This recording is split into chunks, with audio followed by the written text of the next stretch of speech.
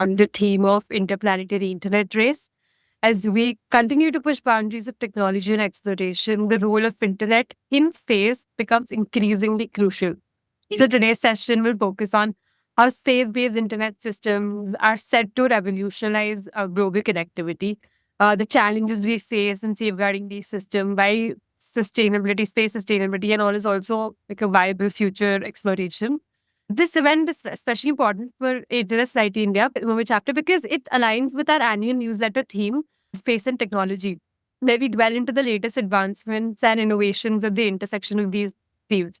Today, we'll explore how space can play a transformative role in shaping the future and the career paths and creating new opportunities for the people around. So let's embark on this journey. We're thrilled to have Senjuti with us today. Senjuti Mallick, I'll be introducing her. She's a senior associate in compliance and strategic partnership as the head of COMSPOC, a legal team. Senjuti has a pivotal role in providing legal support for her company's expanding global operations. She also collaborates functionally with key stakeholders worldwide and manages complex process of exporting compliance for the organization. She holds an LLM from the Fletcher School of Law and Diplomacy at Tufts University, as well as a BA LLB from ILS Law College. So her impressive background includes serving as an expert in emerging technologies division at International Telecommunication Union, and she's also a member of the International Institute of Space Law (IISL). She's been actively contributing to the decisions on space and law policy. Her remarkable achievements also include being named the next generation space sustainability leader by the Secure World Foundation and receiving prestigious scholarship, including the Young Professional Scholarship at the International Astronautical Congress and Malisetti Foundation Scholarship from the Space Generation Advisory Council. When she's not navigating an intricacy with the of space law, she enjoys dancing, storytelling through, and also hiking and gazing at the stars. So we're very excited to have her today and hope it's a very insightful session. Thanks a lot, Juisha. And thanks a lot, the Internet Society, Nupur, and the Mumbai chapter. I'm super excited to be here. So my first question to you is, why is space important for humanity's future and why should people care about it?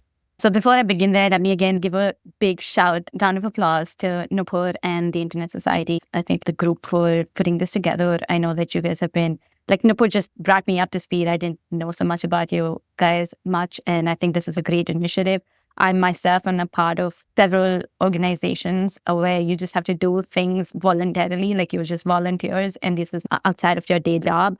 So a big shout out to everybody who participates in it, is running the events, and also most importantly, the audience. It's you guys who come here and, just want to learn or know more things or just give back, right? Like if there's something, I see this as a two-way process. If you have things to share, please feel free to, if not within the session, outside of this as well, because learning is always a two-way street.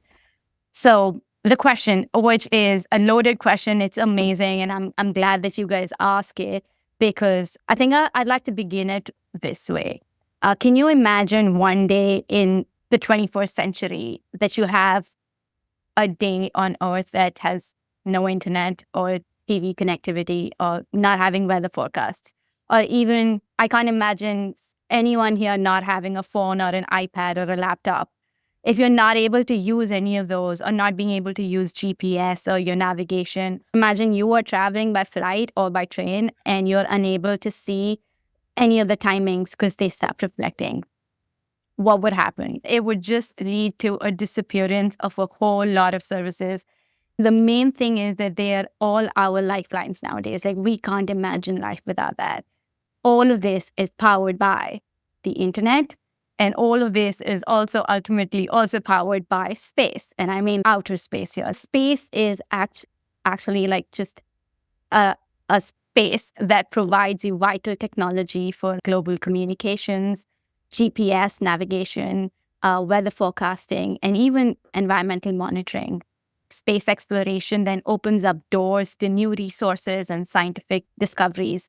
The reliance on space-based infrastructure has been growing day by day. It just multiplies, and it affects and touches upon almost everything that we do on Earth. and in outer space as well. But what we do on Earth every day, a million times over and over again, right from global security to economic development to climate change. And just fun facts, some inventions that were actually made for space that we use on an everyday basis, and some of you might even know it, but scratch-resistant glasses that you have on, like your spectacles or your shades, digital photography, that was all came about because of space exploration, or the memory foam mattresses that you sleep on, that came about because they were built for astronauts, and they've been imbibed into using it for our life here on Earth. Wow. Over to you, Okay. Nupur. Thank you. Wow, that's amazing. I had no idea about that. Okay, thank you for answering that tough question. Okay, so my second question to you is, how will space-based internet systems like Starlink transform global connectivity?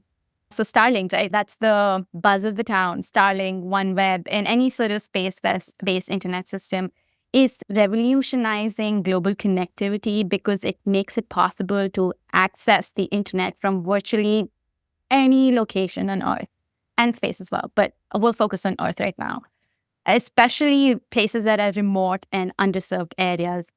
Essentially, anyone from anywhere can log in and have access. Access is the biggest thing, right? If you have access, it would have a significant impact on education, healthcare, news and entertainment, your modern nomadic life, right? Like we're all hustlers. We want to be able to travel. We want to be able to work from Timbuktu or sit on Mount Fuji and work remotely and be doing crazy jobs.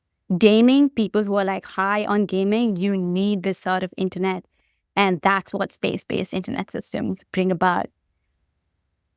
More importantly, I think what the space-based internet systems do is that they are bridging the digital divide. In short, they will actually change how we connect, how we learn, how we do business. For me, what's most important is that they make the world more equitable and globally more integrated. To give you some real-world examples where your normal internet could not reach, and Starlink, a space-based internet system, was able to do for the betterment of society is during the Ukraine war, Starlink was used by the Ukrainian military for their operations. Starlink is also helping scientists sitting in Antarctica to send their research in record time. Their research was just so heavy, right, to be able to just transport it quickly. In the hurricanes, for instance, that have happened and are ongoing in the US, they help with rescue operations. One of the major things which you might have known a few years ago, there was a terrible humanitarian crisis in Sudan. Starlink jumped right in and was helping the administration with humanitarian operations. Oh, wow. Over to you, Okay. Nupur. That's amazing. I had no idea that Starlink was doing so much. Thank you so much for enlightening us again. Okay, so my third question is, what are the greatest threats to satellites that support global communication networks? Great question. I will answer, I think the way I bucket it is in 3 categories. For me, the primary threats include, one is space debris. The second would be like cyber attacks. And the third would be potential acts of militarizations. I'll dive a little bit deeper. So just to give like context in them. Space debris is basically pieces of parts of rockets or satellites that are just left in space. And they create significant risk to operational satellites. And if we leave them unchecked, what's basically going to happen is that it's going to lead to a cascading collision. And this is known as the Kessler syndrome. So one particle is going to hit another particle, and it's just going to have this boomerang effect. It's going to multiply, and it's going to end up causing a whole lot of damage. To put things in context, if any of you have watched the movie Gravity, that could happen, where people who are flying in space could get hit by a debris, and it could lead to a loss of life, and of course, like satellites, etc. As of today, there are more than 1 million debris pieces that are over 1 centimeter in diameter. And below that, there are trillions more. Just imagine the Earth, and everything around it. If you see my background, these dots that you see, they're actually just like space objects, and some of them are just debris pieces. So the Earth has all these little dots around it, which has a lot of debris. So yeah, that's my biggest pet peeve that I have, is space debris needs to be controlled. And that's one of the biggest threats. The second would be just cyber attacks, right? Cybersecurity risks would compromise the integrity of global communication systems. And finally, I think it would be intentional threats, which would be acts of militarization, like anti-satellite weapons that you like send things up, you blow them out. A lot of countries have done it. Russia, China, India, US, they keep doing it. And this is not hypothetical, honestly. This would literally lead to real world implications with seizing of communications, banking, navigation, security. You would just not be able to work around them. Oh, thank you. By the way, you'll be surprised that we actually, in our newsletter, somebody is writing about space debris. Oh, wonderful. Yeah. That's amazing. I'm so glad to hear that. And and I remember you telling me that you'll be willing to help us with our newsletter and everything. So I think we'll need your help with that as well. Sure. And I'll be more than happy to. So my next question is, how can we safeguard space-based systems such as satellites that provide internet services? Great question. Well, it would probably take an entire thesis to try and answer that. But let me take a stab at it. I think it happens in like a multi-layered approach to it. And it certainly needs several prongs to happen together. And it's not 1, 2, and 3, and it's done. Everything needs to happen parallelly. So it would be that you need to have effective space debris management technologies. What do I mean by this? It would mean that there should be mitigation strategies. There should be debris tracking that happens. And also, ultimately, there should be debris removal mechanisms to prevent collisions and damage to satellites. One key component here is having a robust space situational awareness, which is basically the ability to track and predict the movement of objects in space. Once you enhance your SSA, like space situational awareness capabilities, we can actually monitor satellites better, detect potential collisions in a timely manner, and also proactively avoid them. Essentially, this is what my company does too. So secondly, what would happen is that we need to have very strong cybersecurity measures, because as I said, that cybersecurity risk could be damaging to the entire situation. So to be able to protect crucial space assets and help them from hacking, spoofing, signal jamming, interference, things like that, cybersecurity disruptions would necessarily have to be curtailed. We need to have mechanisms for that. Thirdly, I would say that international cooperation, although it might just seem like fancy term, but it's actually not. Space is very important for everybody across the globe, right? There is no distinction between who has it better, who doesn't have it, like developed nations, non-developed nations, etc. Nothing like that. It is important as much for each and every individual and country. International cooperation is extremely important because it helps with building treaties and policies that will help chart out what is responsible behavior in space. That ultimately also leads to a safe space and a secure space, and also a more sustainable space. The last, if I can say, is that we need to have backup strategies, resilience strategies that would ensure that if one satellite is compromised or something, that you have networks that can support it and things can go right back up and there wouldn't be a complete blackout. That would be all. Over to Nupur. Thank you. We have a hand up. Good evening, ma'am. I'm Mohda speaking from India. I'm a master's student and I'm actually studying international relations. And in my master's thesis, I'm actually working on space debris. That's wonderful relations. So what I wanted to ask you is that I have had my first presentations where I've kind of worked on the chapterization of it.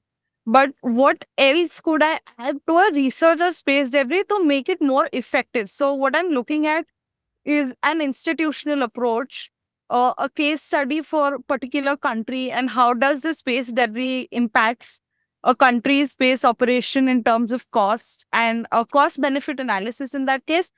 So what else can I add more to that research to make it a more effective one? Great question. And we can obviously talk more about it offline because you're writing an entire thesis. But I think one of the ways that I would approach is that take stats, like how much debris actually exists. Basically, you need to make this a reality for people. You need to make people understand that space debris is not something that is you're talking in thin air. Why does it impact us? So the way I would look at it is that explaining how much debris is there, you often take information from like NASA, ESA, ISRO, whoever you want to take it from, saying that if debris increases, how does it impact you? Because I think it appeals to people when you're able to tell them why is it important to you?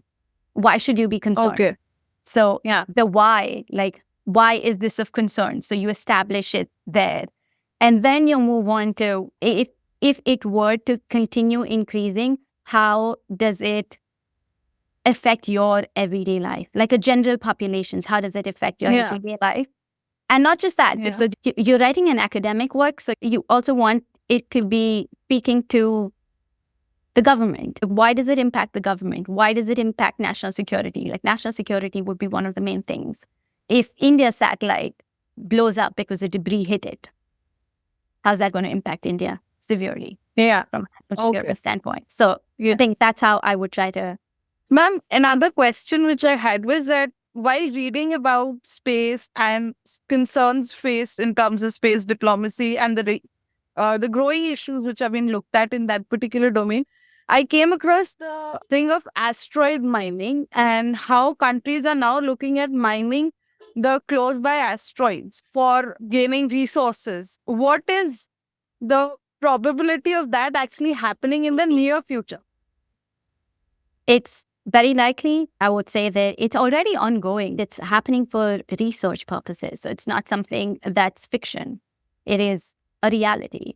It is happening. I can't think of them at the top of my head, but there are lots of important minerals and resources that you're actually able to take out of asteroids, and that will be able to fuel your energy. It'll be able to also act as just gas stations for you in space.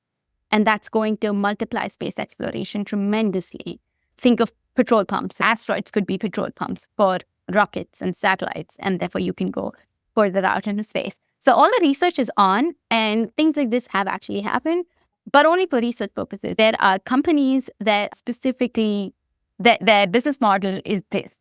Once it becomes commercial to the extent that it can become profitable, it wouldn't take long for it to become non-probable in any circumstances. We've just not, I think the international community hasn't allowed it to become commercialized yet. Okay, ma'am. Thank you.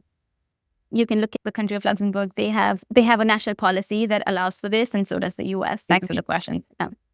Yeah, that was a very meaningful discussion. My next question to you is, why is sustainability critical, and what measures can be taken to ensure long-term viability of space exploration? Thanks for the question. It's something that's very close to my heart, and despite everything that I do as my day job, etc., I think I am a big advocate for space sustainability. Maybe I'll just take a step back here and try to define what space sustainability is, because again, I don't want to just throw this as a term. For me, space sustainability is ensuring that all of humankind can actually continue to use outer space for peaceful purposes, not just now, but in the long term. So for all future generations, it should equally be present in the abundance that it is right now as well. The reason space sustainability becomes critical is because it is a finite resource. And many times we don't see it as that. We see it as an infinite resource, but it's not. It's actually a finite resource. The orbits around the Earth are becoming more and more crowded because of all the satellites and rockets and everything else that we launch into space and all the accumulation of debris. A situation had arisen and will continue to arise where space could become unusable. So you potentially could not go to space, or you will have more and more threats of getting hit by something when you're in space. This is why it is crucial to ensure the long-term viability in space.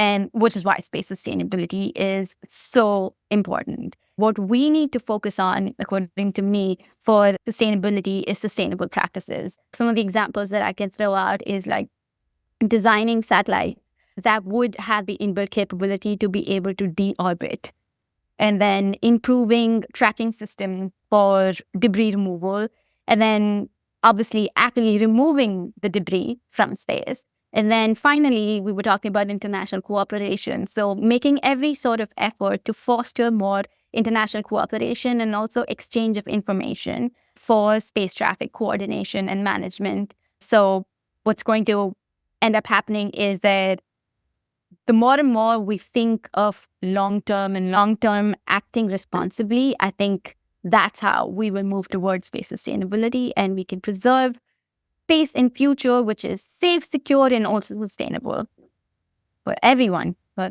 and for people who, obviously, if Elon Musk or someone sets up life on Mars, the same way for them. Over to you, Nupur. Thank you.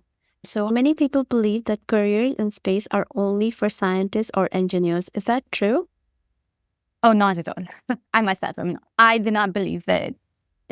In today's world, it's impossible to have that sort of belief at all. Space needs visionaries from all fields. While obviously scientists and engineers play crucial roles in the space sector, but in the same amounts today, we rely, and space relies heavily on lawyers, policy experts, business professionals, marketing professionals, communicators, artists. You name it. Just to give you an example, and for you to be able to visualize this, that we need lawyers to develop space treaties. We need policymakers to regulate, to be able to come up with frameworks that regulate space traffic. And then we need business leaders who can obviously commercialize space ventures. You have Jeff Bezos, you have Elon Musk as shining examples of that. The lastly, what I would say is that space exploration, or space in general, is a global, multidisciplinary effort and a sphere that has every sort of discipline within it. So there is room for everybody to contribute. So yeah, space is not just meant for scientists and engineers. Okay, that gives a person like me hope. Yeah, absolutely. Yes. Okay, thank you. So what advice would you give to young people who dream of working in space?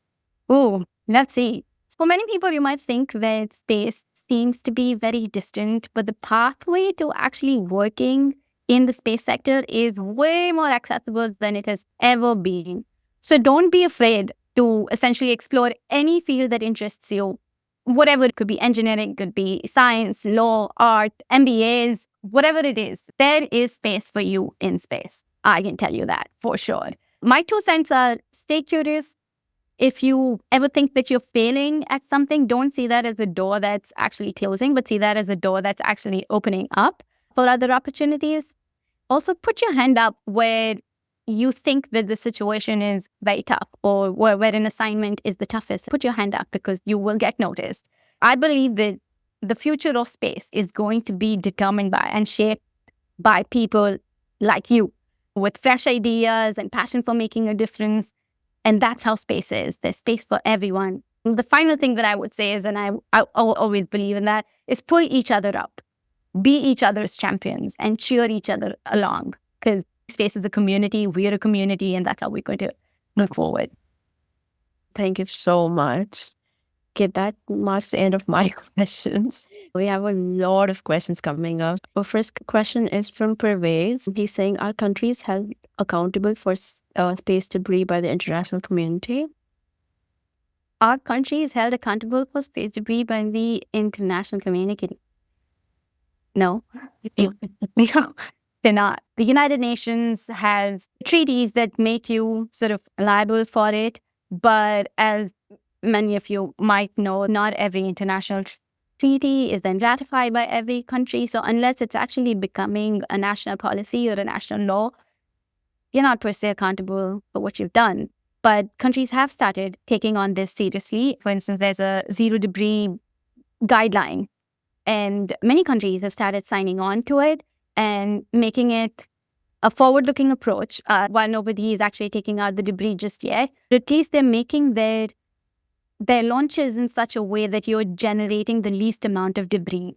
Many countries, like for instance, the US has put it within their national mandate that whatever you put out in space, you have to bring it back within 5 years. Earlier, for every country, it's actually 25 years, and nobody even does anything.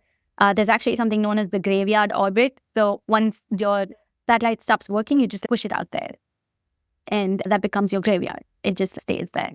But many countries like the US, and we want a lot of other countries to also do that, to be able to imbibe this within your national frameworks, where you will take it down within shorter periods of time and not push it out into the graveyard orbit. Thank you. So there are two questions by Anup. One is, what are different domains in space technology? I will let you answer that and I'll ask you the second one. Okay. Yeah, I want to think, well, I'm not sure what angle this question is coming from. What are the different domains? The second follow-up question is, how can we contribute to space law and policy making? It's really broad. I'll just take a stab at it because it's like shooting daggers in the dark.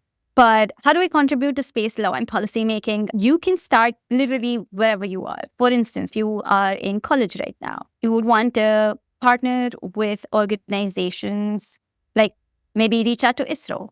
Maybe ask them what are the problems that they are facing and what are some of the regulatory issues that they have. Just to give you an example, if they say something like, hey, we're having an issue with dealing with the UN because and dealing with the ITU because our satellite is not being given the slot that it needs to go into.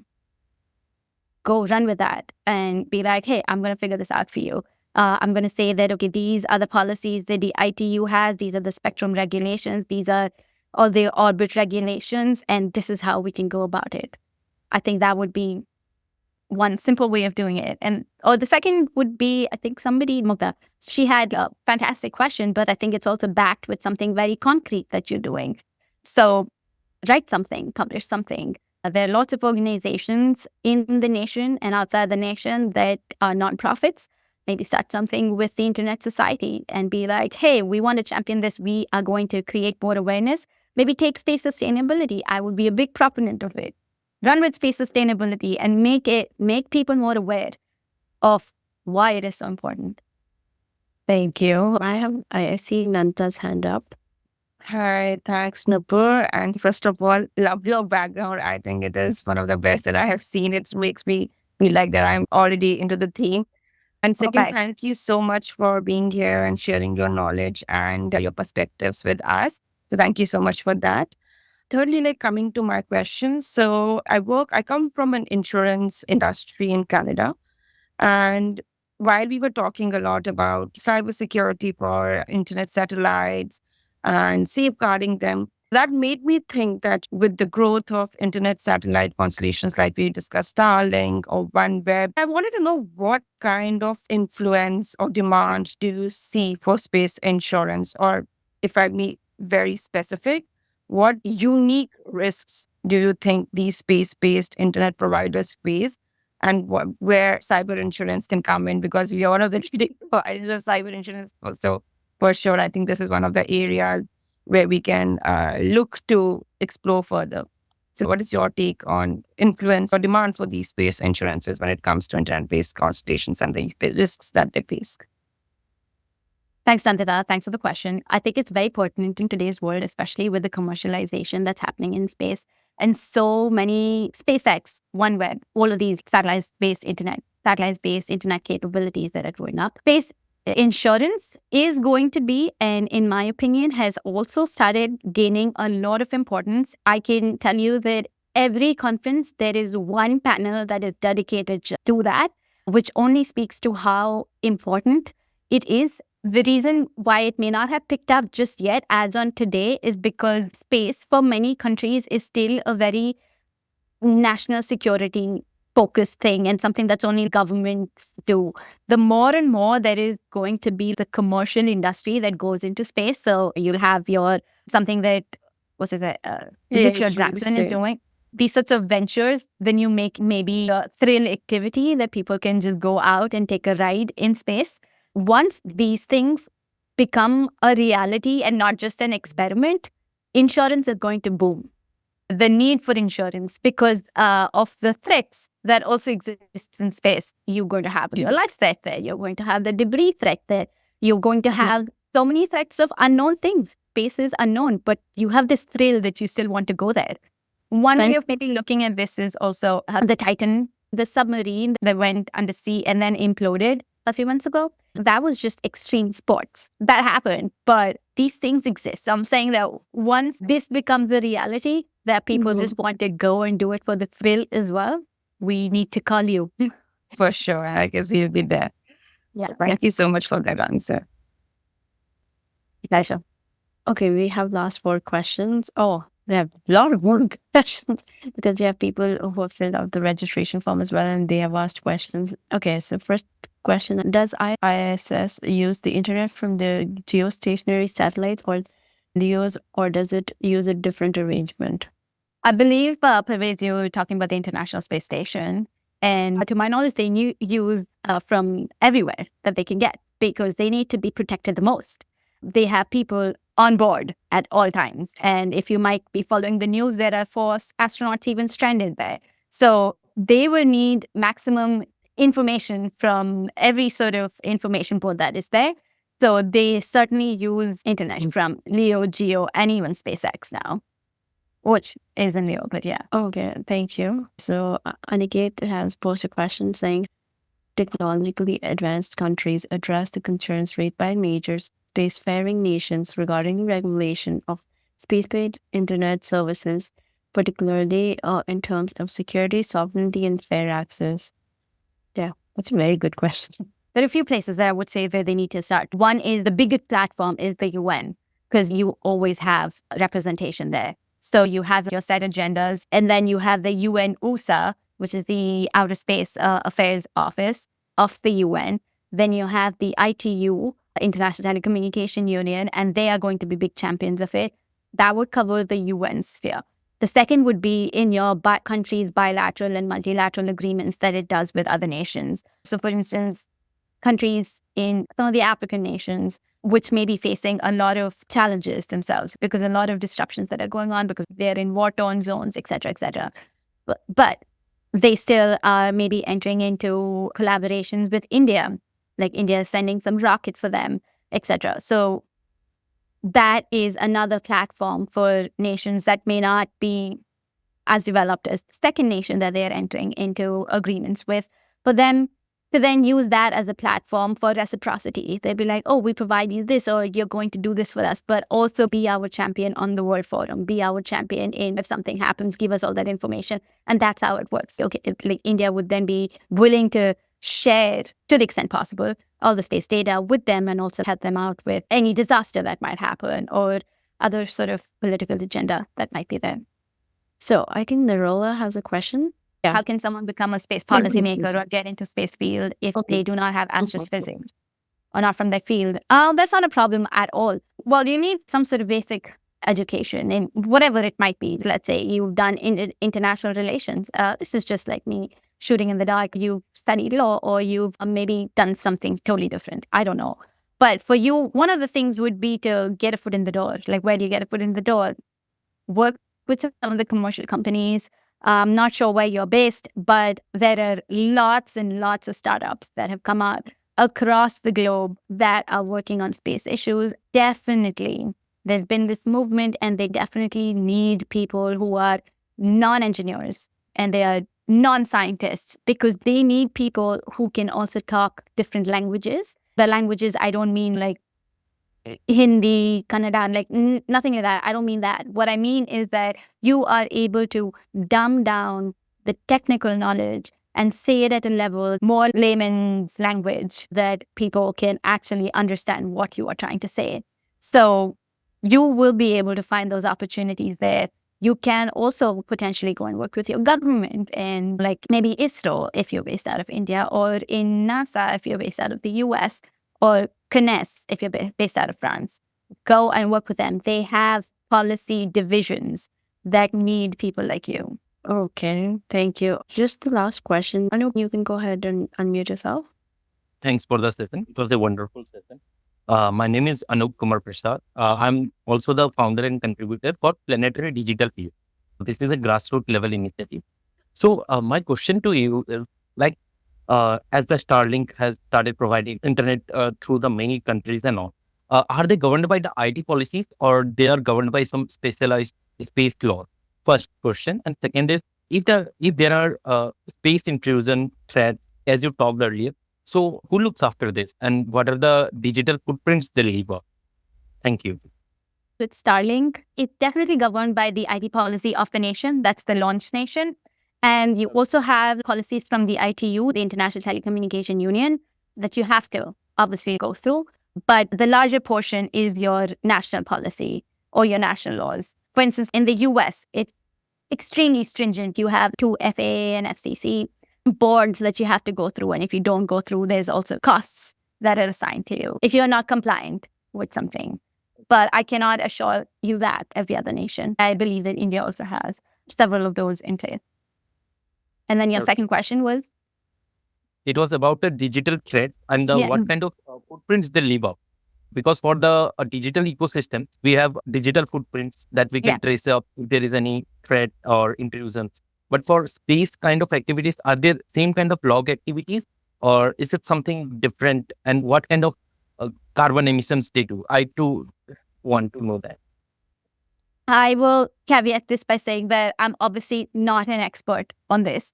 But from my knowledge and from like being a part of the commercial space industry and have also done it globally in different jurisdictions, I can say that there is obviously a lot of digital footprint that is left. There's a lot of carbon emission, which is also left there, which is why the space sustainability also becomes a big prong to how you make space safe, secure, and sustainable for generations to come.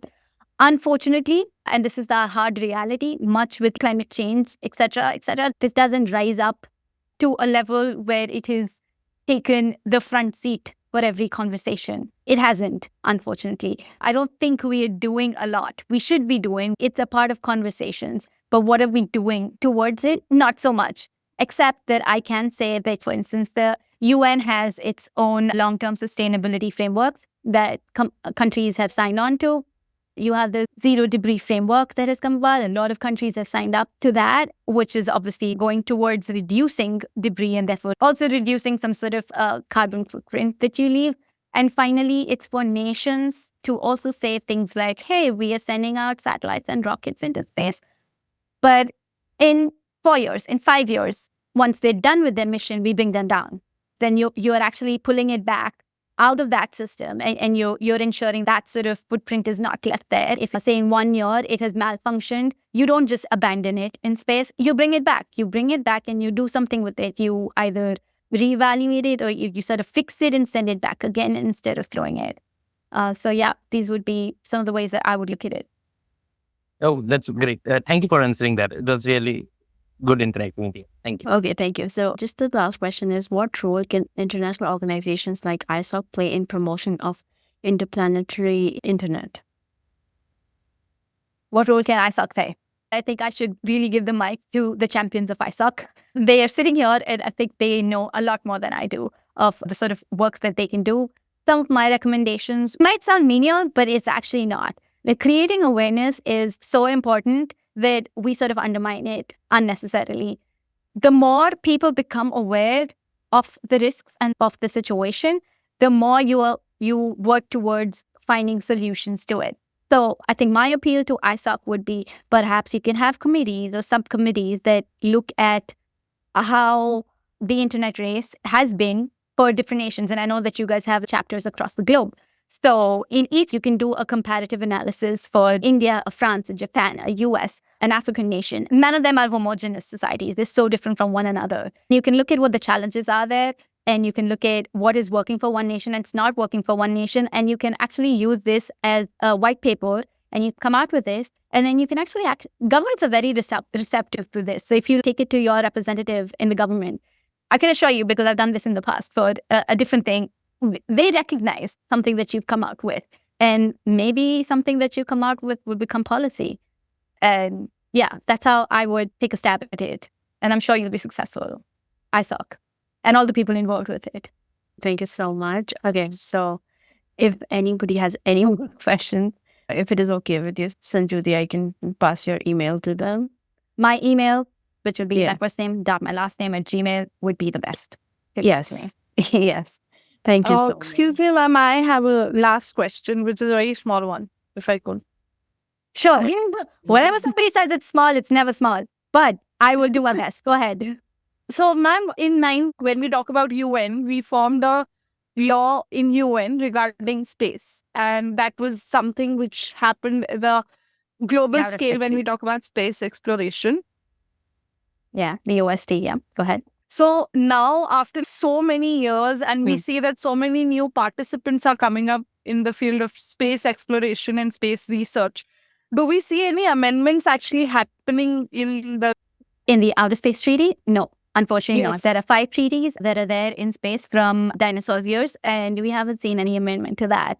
However, what we are seeing as additional resources and not as amendments to them are you have your General Assembly resolutions that come out.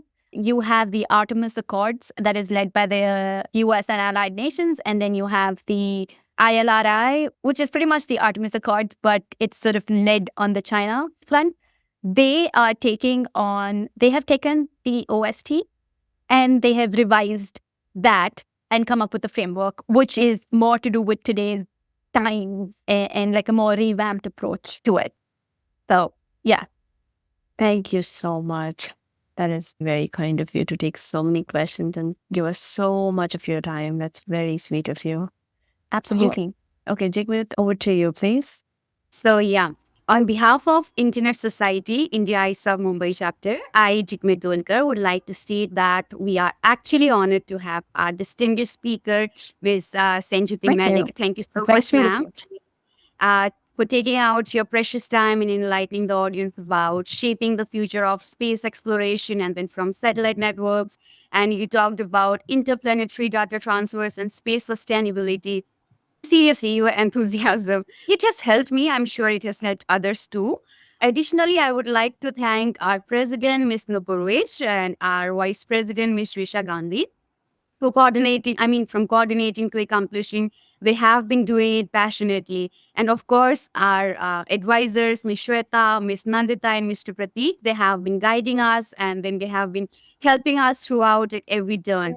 And also our sincere appreciation to the designers and all the volunteers and participants for their valuable time and for actually actively participating. Thank you all for making this event a grand success. Thanks for everybody who was behind the scenes and putting this together. So big shout out to you and a big applause. And yeah, feel free to reach out and have a great weekend. And happy Diwali to everybody.